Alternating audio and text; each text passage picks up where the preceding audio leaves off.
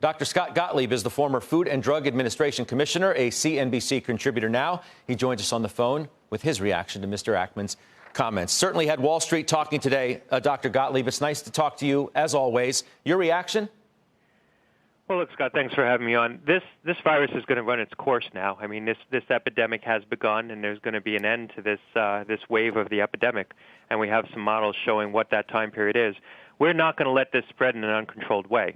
This isn't going to just course its way through the population. We're taking tough mitigation steps inside cities where there's evidence of sustained community transmission. San Francisco, New York, Seattle, probably Washington and Boston. You've seen governors and mayors step up with very strong action.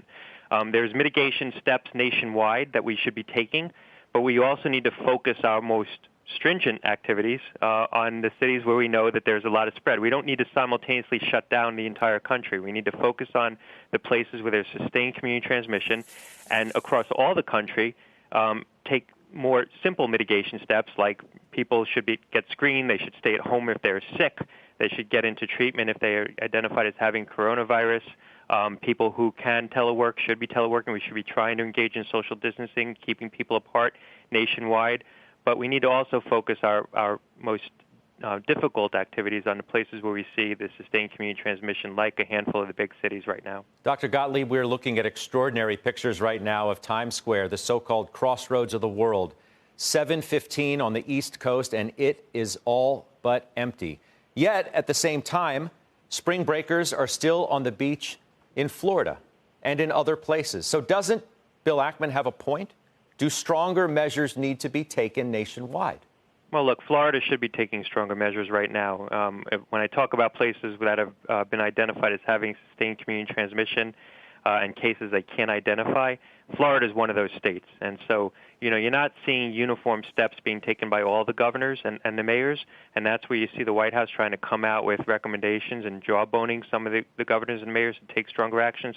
I also think Seattle should be taking stronger actions. We have a country where a lot of these public health decisions are left to local officials, states and local mayors and local officials. But you also have uniform guidelines coming out of CDC that all of these states should be following when they have evidence that there's transmission in their communities. Dr. Gottlieb, there was a story in the Financial Times this evening, an update on where we stand in terms of the number of cases. And a chart they have shows that we have more cases in the U.S. tonight than Italy had at the same stage. What does that tell you about where we're heading? Well, look, it's a big country. We're going to have more cases. We're probably going to have over 10,000 cases by Friday, and I think we're going to have tens of thousands and maybe in the low hundreds of thousands of cases when this is over. But we're hopefully not going to get into the millions of cases. We're taking strong measures to try to break off chains of transmission, and the measures we're taking right now are going to have an impact on the scope of this epidemic. But, we sort of missed the window to be South Korea in terms of their experience, where they've now peaked and are coming down their epidemic curve, and we're able to get control of their epidemic. I don't believe we're going to look like Italy. There's a lot of reasons why Italy had a more uncontrolled epidemic and more mortality. They had a weak primary care system, so a lot of people presented to the hospitals, and there was a lot of cross-infection in the hospitals. They have an older population. They have higher rates of smoking, so they have more morbidity in the population that made them more susceptible to this virus. So I think that we will have a better experience, including the fact that we've taken some strong mitigation steps. But we are by no means out of the woods. We have a long road ahead of us, but this will end. And I think ultimately we're going to have tools in the fall and maybe as early as late summer that's going to help mitigate this virus for both the immediate epidemic as well as preventing the next outbreak and the next epidemic. We're going to hopefully have prophylaxis and maybe a direct-acting antiviral drug that can target the virus. And eventually we're going to have a vaccine. It might be a couple of years away, but eventually we'll have a vaccine. But if we have better point-of-care diagnostics and a drug that can be used to help rescue patients who get into trouble, this can become something that's manageable in the near term until we can get to a vaccine. Let me ask you quickly about some of the tools that you may be referring to. I've seen suggestions about a malaria treatment potentially working here. What can you tell us?